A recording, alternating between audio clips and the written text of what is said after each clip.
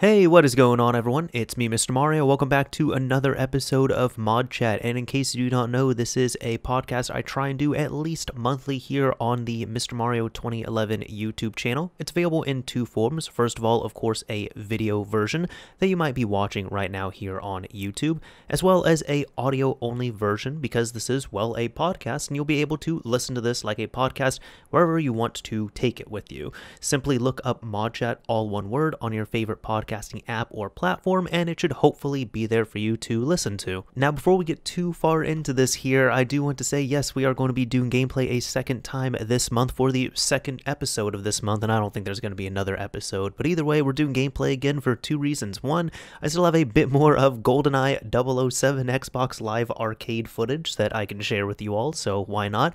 And the second reason is that, look, I hope anybody who is going through a cold front right now is staying warm, staying safe, keeping themselves, their family, their friends, their pets safe, whoever might be dependent on you. Make sure everybody is warm and safe. That's actually what's happening right now. And do that. I'm trying to stay inside where it's nice and warm, but the room I'm in is quite hot right now. This is due to the window placement, due to all the electronics I have here, and I'll just be honest, I don't want to put on a hat, bring out my camera, and hook up a light and have it shining directly on me.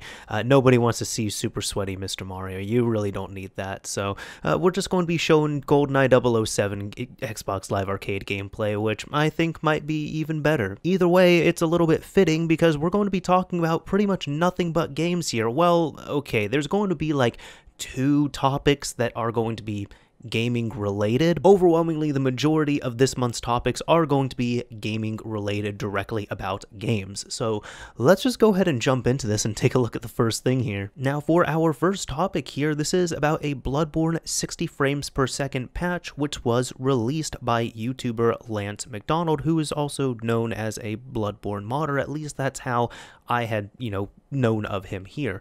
Now, I've actually covered some of what he has done prior, which was really just the Bloodborne 60 frames per second patch. When he was still working on it and showing it in videos and talk with Digital Foundry, I've covered this in a previous video, but on February 9th, he actually ended up releasing a patch. This is available on his Patreon as a public post, so you don't have to be a Patreon subscriber here, although it certainly would not hurt if you enjoy the guy's work. But either way, we're looking at here, Bloodborne 60 frames per second homebrew patch release. I have built a utility that, when applied to a copy of Bloodborne version 1.09, the latest update, will modify the game engine in a way that allows most of the gameplay logic to run at arbitrary update speeds, increases the frame rate cap to 60 frames per second, and optionally lowers the rendering resolution to 1280 by 720. Make sure to decrypt your eboot.bin if needed.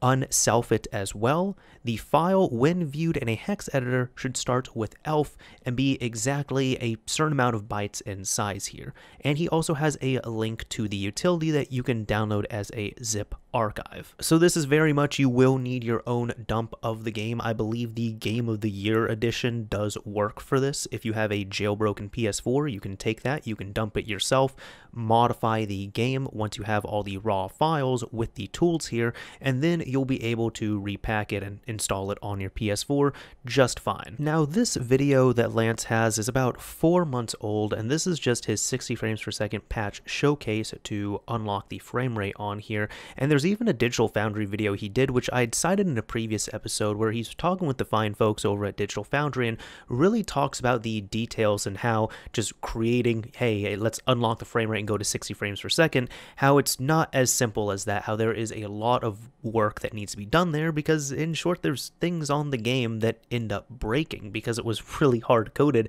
to run at 30 frames per second. But either way, it's really cool to see this patch being teased and shown for so long, seeing what Bloodborne can do, and now finally having it available and released. So a big thank you to Lance McDonald for that. I will say as well too, I honestly think that it would have been fine if there was at least an option, like officially here. I think people would have been fine with an option to lower your resolution at the sake of increasing your frame rate. I think many people would have done that just fine. I've personally done it with games. I'm sure many people have done it on PC, maybe not even with resolution, but just turning down certain effects and such. But I kind of wish that this was an official thing that was available. It should also go without saying, based on what I've seen here, it looks like the PlayStation 4 Pro is absolutely going to benefit the most. So if you have a jailbroken PlayStation 4 Pro, you are in luck with this. If you have a jailbroken PS4 or PS4 Slim, you can still make use of this, but you're not going to get up to that 60 frames per second regularly or even at all from what people have reported. So if you have one of those systems, I mean, you'll be able to run it at a native 720p here, and you will still be able to go above the 30 frames per second cap.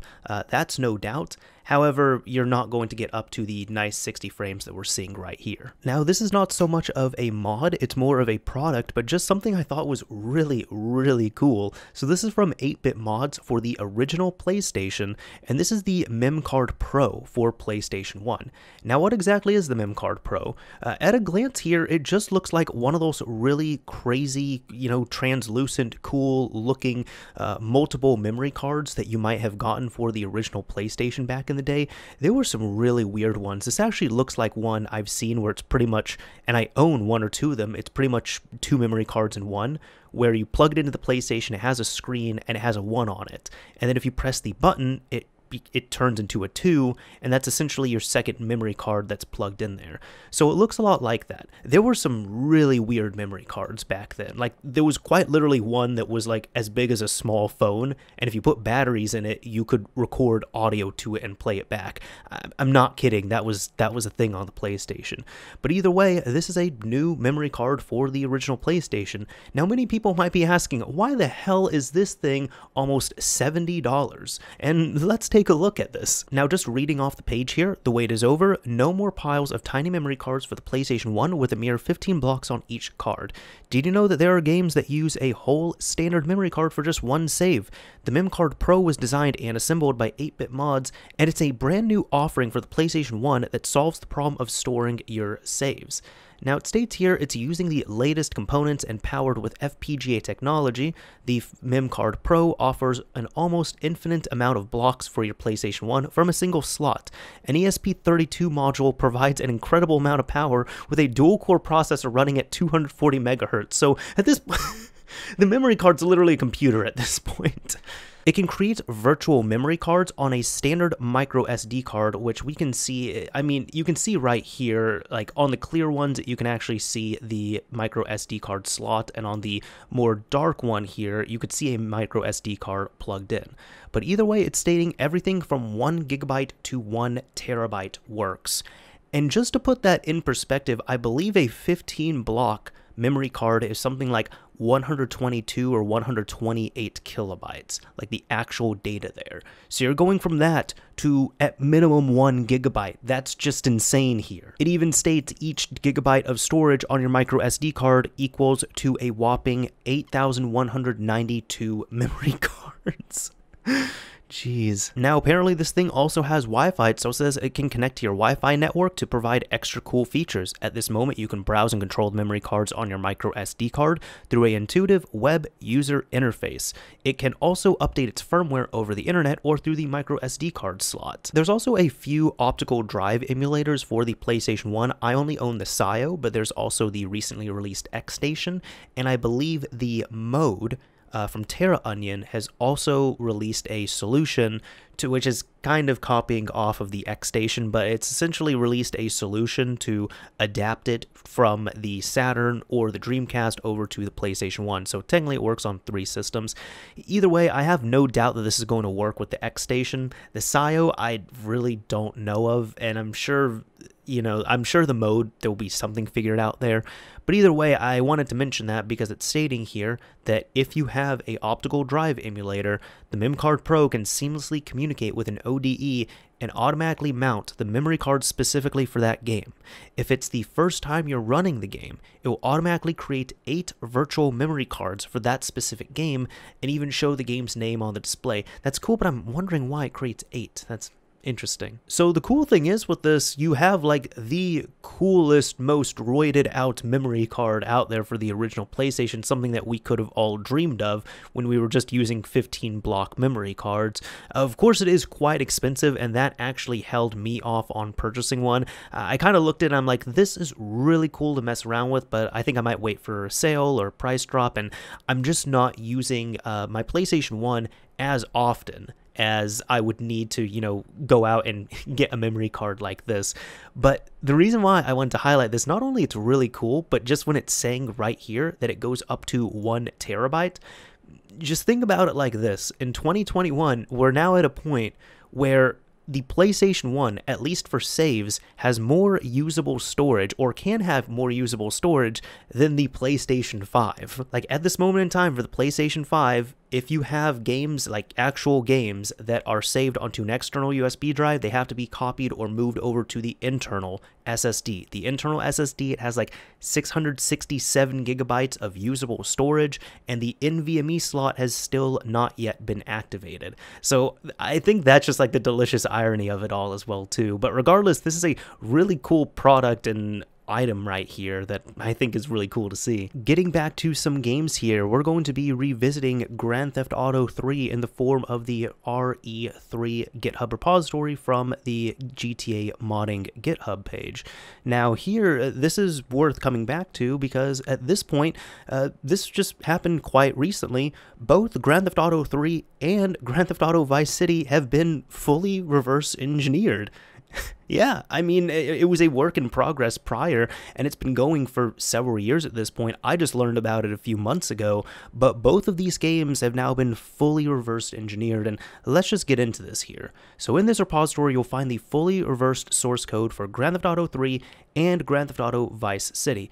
It's been tested and works on Windows, Linux, and FreeBSD on x86, AMD 64, ARM, and ARM 64.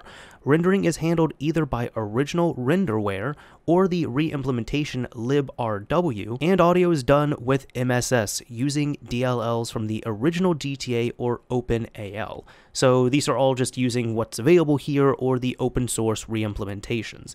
Now this project has also been ported to the Nintendo Switch, which I did a whole video about for Grand Theft Auto 3, PlayStation Vita, which I've talked about a bit prior and now, as well as Wii U, which I talked about, I believe, 2 episodes ago, I want to say.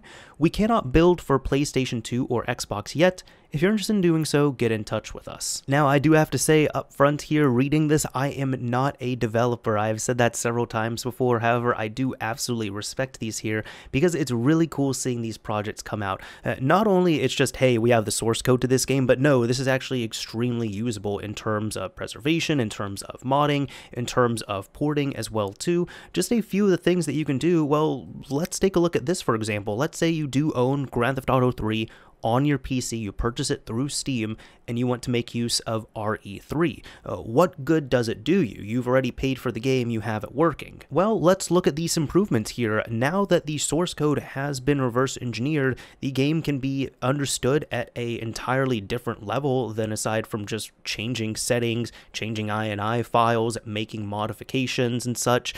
This can be changed at the source level. The improvements here are, for example, fixed a lot of smaller and bigger bugs. User files are stored in the GTA root directory now. There's a different settings file that's being used. There's a debug menu, a debug camera, a rotatable camera, X input controller support, no loading screens between islands, skinned pedestrian support, and rendering here. So now there is widescreen support with a properly scaled HUD, menu, and field of view, PS2 matte FX for the vehicle reflections, PS2 alpha test for better rendering of transparency, PS2 particles, Xbox vehicle rendering, Xbox world light map rendering, it says it needs the Xbox map here, Xbox pedestrian rim light, Xbox screen rain droplets, and more customizable color filter.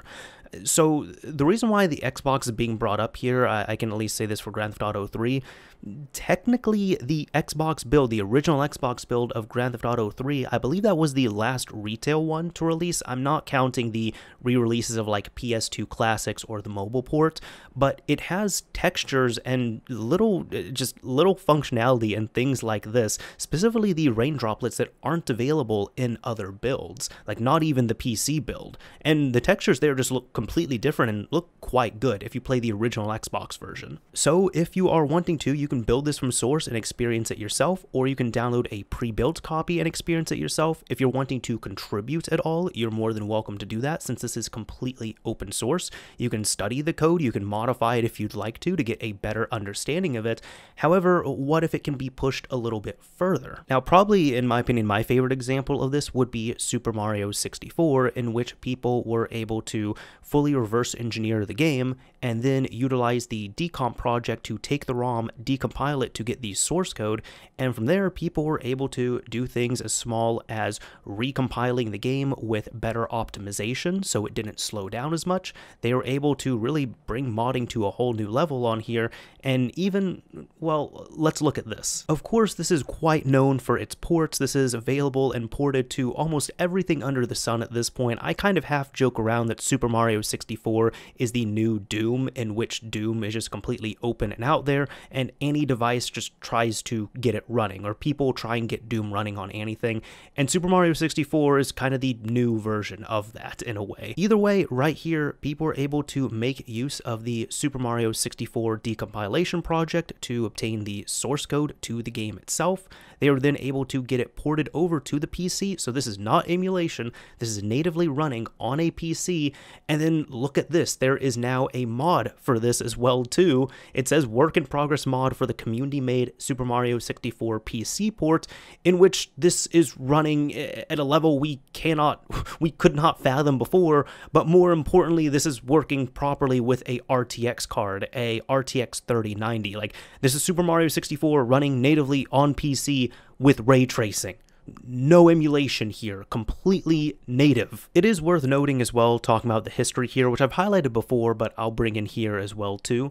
The history says RE3 was started sometime in spring of 2018, initially as a way to test reversed collision and physics code inside the game. This is done by replacing single functions of the game with their reversed counterparts using a DLL.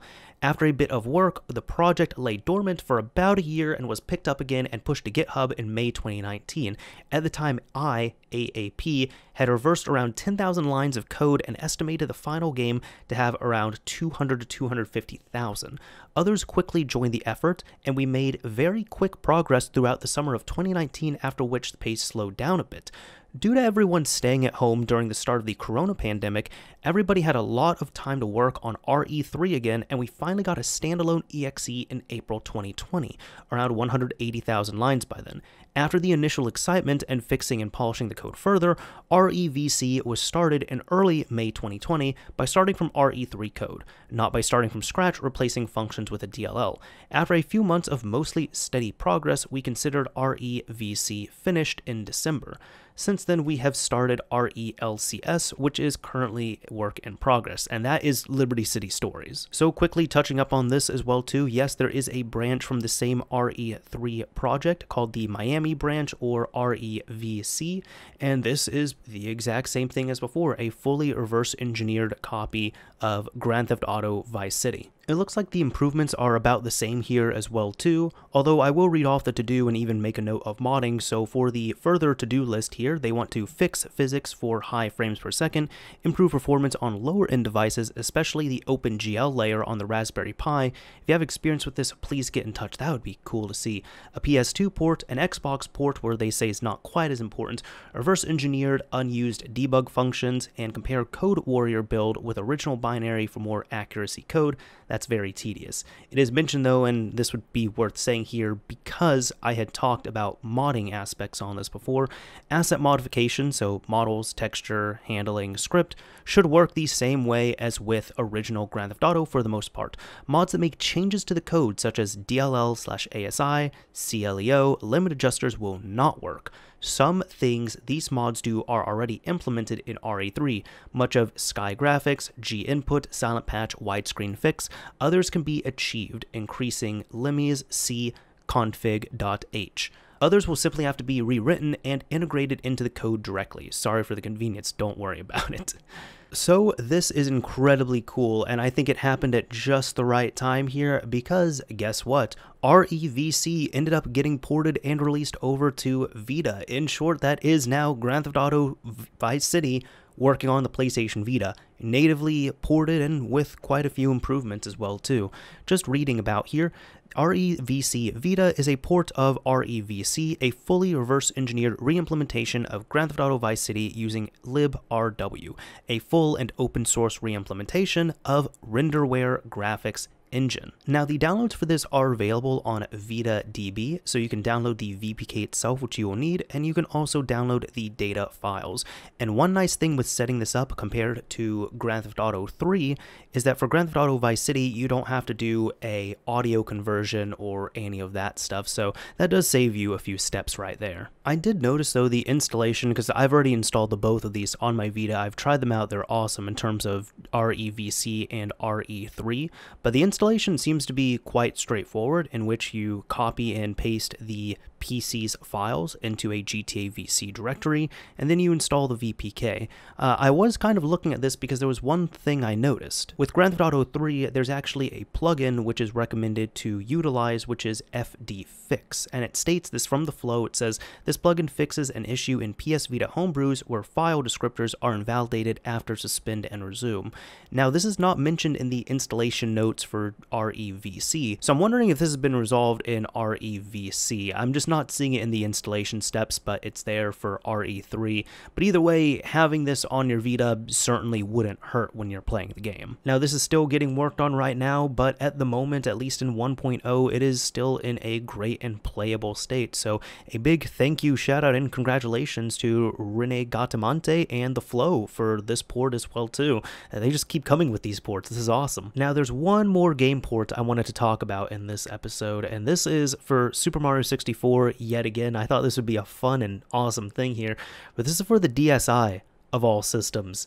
This is posted over on GBA Tip by Hydrategon, I believe that's how I say that, and it states here, just reading off the post, yes, you read that right. This is a port of the original Super Mario 64 to the Nintendo DSi based on the open source decompilation of the game. It originally started out as a joke idea that I didn't think would go very far, but once I actually got the game running on the DSi, I saw potential. The initial version was based on the PC port of the game, but that port is designed with modern hardware in mind, and the graphics abstraction layer is slow. I decided to scrap it and start from scratch, writing a new graphics interpreter designed to work directly with the DS hardware for maximum performance. The results were better than I expected. The game runs full speed in most cases, and the graphics don't look too bad either. Now, there are instructions for compiling it, your usage, and the issues that are noted here are that the game runs full speed for the most part, but there are slowdown in certain areas. There are also some minor graphical issues. Translating N64 graphics calls to the DS isn't an easy task, and while there are hacks in place to accommodate for most of what the game does, some issues might be unfixable. Audio is currently entirely unimplemented, but that's probably the next thing I'll work on.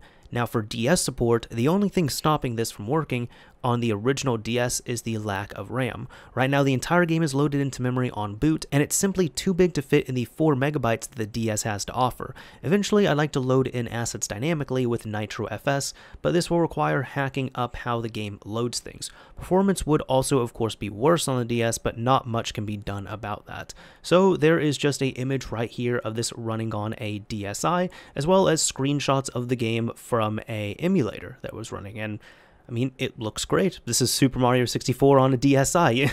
You'll love to see it. Now, for our very last topic here, if I can remember and if I try, I like to get a topic which is related to modding in a way, but might be interesting to people, but which is also just kind of funny or cool or even both as well too. And this is actually an article from Wololo about beware of third-party ring-con for Ring Fit Adventure. And I just wanted to share this with you all because I don't want to spoil all too much. It is a really great read. I personally own Ring Fit Adventure. I love it. I've actually almost a year ago at this point, I canceled my gym membership just so I can stay at home and use Ring Fit in lieu of that, and just for safety reasons.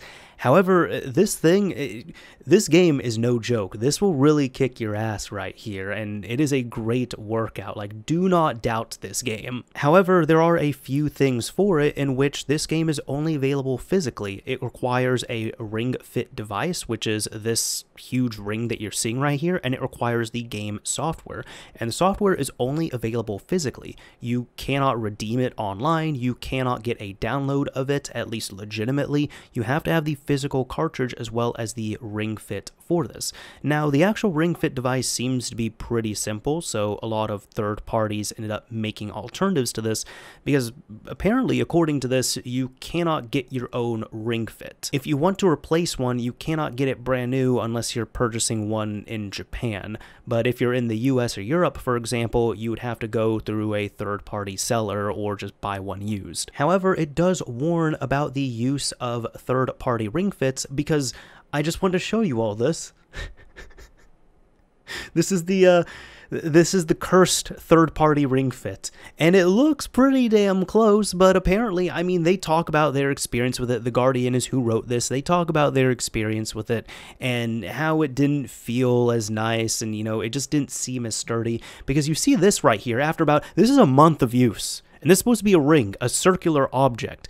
But this is about a month of use, and this is the original one right here, which you see looks fine for the most part. But I just found this absolutely hilarious, because this is this is the cursed Ring Fit. In short, what the Guardian is saying here is, do not even attempt to go for that third-party Ring Fit accessory. Just get the legitimate game and get the legitimate accessory right here. It is worth it. I can back that up as well too. I've never even tried one of these third-party ones, but I certainly don't want to now. And there we go. That is about it for this episode of ModChat. So I hope you all enjoyed it. I hope you all learned something. I hope it helped out. If you did like it, a like would absolutely be appreciated if you're checking this out on YouTube. And if you didn't like it, a dislike is fine as well too. But at the end of these episodes, I try and pick a keyword so that you can use it in the comment section of the YouTube upload, and that way you will be able to announce secretly, maybe to the people who haven't gotten to the end, that you made it to the end of this episode. And if you use this word or phrase or whatever it is here, I will know that you made it to the end. So, you know, in lieu of the final topic, let's use ring. How about that? If you use the word ring, if you love Ring Fit, if you hate Ring Fit, if you got a ring stuck on your finger, if you're needing help removing that, well, this is not the place to ask about that. But if you use the word ring in your comment on the YouTube upload, I will know that you made it to the end of this video. Anyways, that is about it for this. That's about it for this episode yet again. This is Mr. Mario signing off. Thank you all for listening and watching, everyone, and until next time.